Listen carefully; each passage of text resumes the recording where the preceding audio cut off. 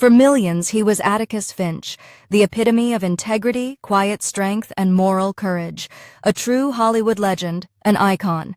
But behind that towering public persona, he was a father to 5 children from 2 marriages. What happens when your dad is one of the most beloved actors of all time? Let's find out what happened to Gregory Peck's children. Number 5. Jonathan Peck. Born on July 20, 1944, in Los Angeles, California, he was the first child of Gregory Peck and his Finnish-born first wife, Greta Kokkonen. 2 more sons, Steven and Carrie Paul, would follow before Gregory and Greta divorced when Jonathan was around 8 or 9 years old. This early family transition, plus the immense fame of his father, undoubtedly shaped his formative years. After the divorce, his father married French journalist Véronique Pisani, and Jonathan gained 2 half-siblings, Anthony and Cecilia. Even from a young age, Jonathan showed a drive to excel. He was a track star in school and a high school champion runner, carving out his own identity in athletics. This wasn't just about sports. He also graduated from the respected Occidental College, showing a well-rounded nature. Jonathan's character was also marked by a desire to serve and explore. He volunteered for the Peace Corps, spending 2 transformative years in Tanzania. Imagine the world view that experience must have given him, so different from his California upbringing. He also committed 6 years to the Marine Corps Reserves, showing a sense of duty and discipline. These weren't paths smoothed by his father's fame. They were challenges he took on himself. After college, Jonathan chose the demanding field of journalism. His career began in radio at KNX Los Angeles, where he worked for 3 years, learning the ropes. He then moved into television, becoming an on-camera reporter for United Press International, UPI, and for KCOY-TV in Santa Maria, California. These roles showed his growing competence in a competitive field. Interestingly, way back in 1958, he had a tiny, uncredited role as Boy in his father's epic western, The Big Country. But his clear dedication was to journalism, not acting. Despite his achievements and outward purpose, Jonathan Peck was fighting significant internal battles. Tragically, on June 26, 1975, at just 30 years old, he died by suicide in his Santa Barbara apartment, found by a friend from a self-inflicted gunshot wound. His father, Gregory Peck, later spoke about the immense despair his son faced. He believed factors included depression, the strain of overwork in his journalism career, the pain of a failed love affair, and a serious underlying health condition. Arteriosclerosis. The loss of Jonathan had a profound and lasting impact on Gregory Peck. The renowned actor, a symbol of strength for so many, openly shared his grief. He also expressed deep regret about being in France instead of California during his son's final days. Gregory Peck reportedly took a 2-year hiatus from acting after Jonathan's death, a testament to his sorrow. Jonathan and his father were said to have shared a close bond, confiding in each other regularly, which made the loss even more acute. Number 4. Steven Peck, born on August 16, 1946, in Los Angeles. Like his brothers, he grew up in a family distinguished by artistic achievement. He initially leaned towards the arts, studying film at Northwestern University. However, his undergraduate studies were interrupted when he was drafted into the U.S. Marine Corps during the Vietnam War. Steven served as a first lieutenant in the 1st Marine Division near Da Nang from 1969 to 1970, working as an artillery officer and forward observer in a dangerous area. His dedication earned him the Navy Commendation Medal. He described combat as extraordinary, how exhilarating it can be, but also acknowledged, "Those memories don't leave you." He left the Marines in March 1971, and his wartime experiences would profoundly shape his future. Upon returning, Steven completed his graduate film education at USC. He worked on the 1970s TV show That's Hollywood and, in a deeply personal project, produced a 1986 recording of the New Testament read by his father, Gregory Peck. An endeavor, Steven said, brought us closer. His early writing credits also show an engagement with social issues. He was a writer and production assistant on The Trial of the Catonsville Nine, 1972, a film produced by his father about Catholic activists protesting the Vietnam War. His wartime service eventually guided him to documentary filmmaking.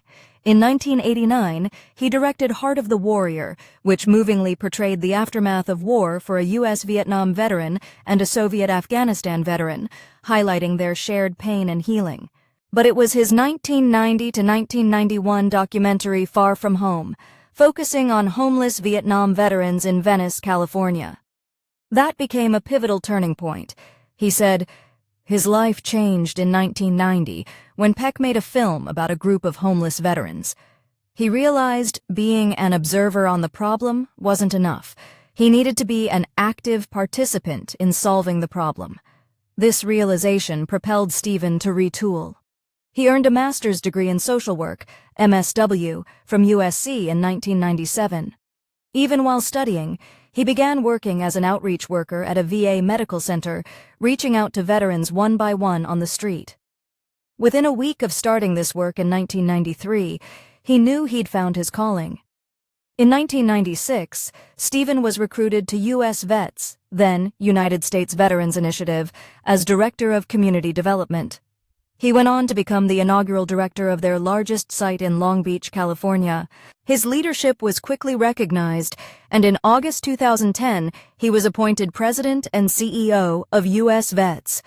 For 14 years, he led the organization, transforming it into the nation's largest nonprofit dedicated to providing housing, employment, and counseling to at-risk and homeless veterans. Under his guidance, U.S. Vets expanded significantly, and the number of homeless veterans in the U.S. dropped by about half. His leadership philosophy centered on empowering veterans toward sustainable independence. He often quoted a lesson from the Marines, "If you don't go where the trouble is, you can't solve the problem." After more than 28 years, Steven Peck retired as president and CEO on January 2, 2025. But his commitment hasn't ended. He continues to work with U.S. Vets on key initiatives like the major West Lava housing development and remains deeply involved in national advocacy for veterans. He also serves as president of the California Association of Veterans Service Agencies, CAVSA, and is on the board of the National Coalition for Homeless Veterans, NCHV. Steven Peck's first marriage was to Kimmy Peck, divorced 1978. He later married Francine Matarazzo, with whom he had his son, Ethan Peck, born 1986, who has followed in his grandfather's footsteps as an actor. This marriage also ended in divorce. Steven is currently married to Christine Kidd, a respected food writer and former food editor of Bon Appetit magazine. They live in Topanga Canyon, Los Angeles, with their Labrador Atticus, a clear nod to his father's iconic role. Steven has a stepdaughter, Marissa Matarazzo, a writer. He has said, "There's not a decision I make without thinking of what my father would do," showing Gregory Peck's enduring moral influence. Number 3. Carrie Paul Peck. Born on June 17, 1949, in Los Angeles, Carrie was young when his parents divorced. He attended Georgetown University in Washington, D.C., a choice that aligns with his later career in public service and policy. Demonstrating an early commitment to service, Carrie joined the Peace Corps, working in Asia. He trained English teachers in Sri Lanka and taught English to graduate students in Pakistan. This international experience gave him first-hand exposure to the needs of communities in developing nations. After the Peace Corps, Carrie worked on Capitol Hill for U.S. Senator Claiborne Pell of Rhode Island, focusing on education policy. This was a critical phase, honing his understanding of public affairs. Carrie Peck took his commitment to public service into the electoral arena, twice running for a seat in the U.S. House of Representatives. In 1978, he ran as a Democrat in California's 27th Congressional District against Republican incumbent Robert K. Dornan. Carrie emphasized it was his race, though many of his father's famous friends headlined fundraisers. The election was incredibly close, with Carrie getting 49% of the vote to Dornan's 51%. The intense campaign reportedly strained his marriage to his then-wife, Kathy Catherine S. Goldrich. Undeterred, Carrie ran again in 1980 against Dornan, receiving 46.47% of the vote to Dornan's 51%. A Libertarian candidate got 2.53%. After this second unsuccessful bid, Carey transitioned away from direct political candidacy. After his congressional campaigns, Gregory Peck moved into the private sector as a bank officer. Later, he found a lasting professional home at the Los Angeles Unified School District, LAUSD. There, he has served as a principal analyst and grant administrator, pioneering and championing empowering after-school programs. One of his most prominent contributions has been his significant involvement with the Cyber Patriot program, a national youth cyber education initiative. For over a decade, Carey has been a consultant for this program at LAUSD's Beyond the Bell, helping it align with their mission of providing career-oriented STEM education, especially for students from underserved communities. Liz Froman, former director of the California Cyber Hub, called him the quiet strength behind LAUSD's cyber success. He's witnessed students find direction through cybersecurity, some going on to advanced studies in AI. Gregory Paul Peck married Catherine S. Goldrich in 1978, and they have a daughter, Marissa John Frances Peck, born 1983. He later married Lita Albuquerque, an acclaimed environmental and installation artist. They have a son, Christopher Jonathan Peck, born 1990. The inclusion of Jonathan in his son's name is a poignant tribute to Carey's late older brother, while Carey's career has been in public service. His marriage to an established artist shows a continued appreciation for the arts in his personal life. He has occasionally engaged with his father's cinematic legacy, such as discussing To Kill a Mockingbird for the BBC and participating in interviews for DVD extras of his father's films, offering personal insights. His approach is one of respectful stewardship, honoring a remarkable heritage while maintaining his own distinct professional identity. Number 2. Anthony Tony Peck. Born Anthony A. Peck on October 24, 1956 in Los Angeles, Tony's early environment was extraordinary. Luminaries like Frank Sinatra, Gene Kelly, and Audrey Hepburn were regular dinner guests. He said, "I thought it was normal until I was about 16. His mother, Veronique, was a significant philanthropist and arts patron. This rich environment fostered Tony's artistic inclinations. He attended boarding school in Switzerland, then Amherst College, and later honed his craft at Juilliard. He admitted to a Peck's bad boy role during his school years, a phase that wasn't easy on my dad, perhaps a way of pushing against his father's immense shadow. Tony Peck's career has spanned acting, writing, and producing. He spent summers on his father's film sets, like The Scarlet and the Black in Rome. His acting roles include starring opposite Brooke Shields and Brenda Starr, 1989, appearing in the TV series Hollywood Detective, 1991, and films like Sliver, 1993, and The Conspiracy, 2008.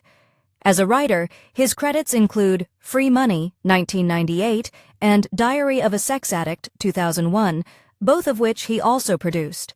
An upcoming film, Euro Trash, currently in post-production, credits Tony as writer and producer and features his son Zachary Peck in an acting role, marking an intergenerational collaboration. GregoryPeck.com also notes Tony as a singer.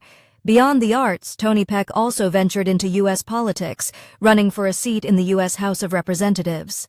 While unsuccessful, this ambition echoes a family interest in civic engagement. His father was a known humanitarian and activist, and his half-brother Carey also ran for Congress. Tony Peck's first marriage was to model Cheryl Tiegs, 1990 to 1995, with whom he has a son, Zachary Zach Anthony Peck, born 1991, now an actor. Tony is currently married to Paula Peck, and they reside in Los Angeles with their blended family. He is part of a large sibling group, including his full sister, Cecilia, and half-siblings Jonathan, deceased, Steven, and Carey. They've often collaborated in honoring their father's legacy, like participating in DVD interviews. Tony, often with his siblings, actively curates Gregory Peck's legacy.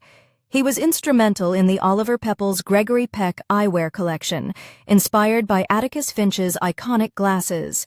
He and Cecilia manage their parents' estate auction, with proceeds benefiting World Central Kitchen, reflecting their father's humanitarian spirit. Number 1. Cecilia Peck.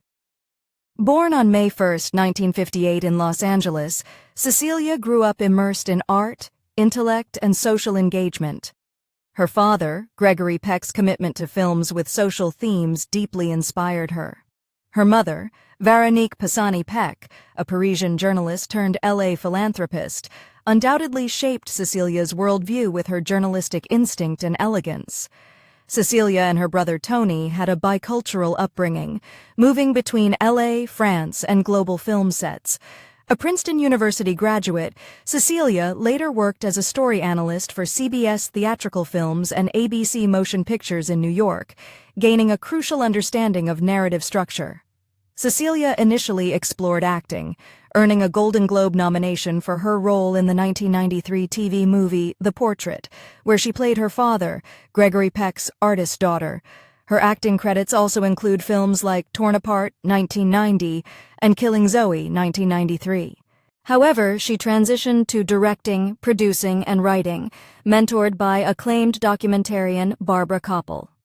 Working with Koppel, who was celebrated for her cinema, verite style, Cecilia learned to follow a story and not impose an agenda. Her collaborations include producing A Conversation with Gregory Peck, 1999, an intimate documentary portrait of her father, directed by Koppel, and co-directing Shut Up and Sing, 2006, which followed the Dixie Chicks after their controversial political statements. This move behind the camera allowed her to explore complex social issues with an authorial voice. Cecilia Peck's filmography shows a courageous engagement with sensitive subjects, giving voice to the vulnerable. Her work often focuses on social justice, trauma, and coercive control, particularly within cults. Her commitment is recognized by a DART Fellowship from Columbia School of Journalism for Excellence in Reporting on Trauma. Landmark productions include Brave Miss World, 2013, a Netflix documentary she directed and produced telling the story of Lenore Abergil, an Israeli Miss World who transformed her trauma of rape into global advocacy. Released before the Me Too movement, it was pioneering Seduced inside the Niggy Veem cult, 2020. As showrunner, director, and EP for this Starz docu-series, Peck meticulously charted India Oxenberg's harrowing experiences in NACSVM. It earned Emmy nominations and praise for its sensitive, trauma-informed portrayal, Escaping Twin Flames, 2023. For Netflix, she directed and executive produced this series investigating the controversial Twin Flames universe, a project that emerged from whistleblowers contacting her ex-IVM Survivors platform. Cecilia champions a trauma-informed filmmaking methodology, ensuring survivors are supported. She and her collaborators aim to create responsible art that exposes, educates, and alerts people of the dangers. Cecilia Peck's influence extends beyond her films. She actively engages in advocacy, working with fellow Princeton alumnus and cult survivor Hoyt Richards to raise awareness about coercive control. She's married to writer-screenwriter Daniel Vowell, and they have 2 children, Harper and Andine, residing in Los Angeles. Cecilia remains involved in her family's legacy, participating in tributes to her father, and, with Tony, managing their parents' estate auction benefiting charity. Each navigated the immense weight and privilege of their heritage in their own way. Their stories show that, while a legendary parent casts a long shadow, it can also illuminate diverse paths towards personal fulfillment, service, and the creation of unique, individual,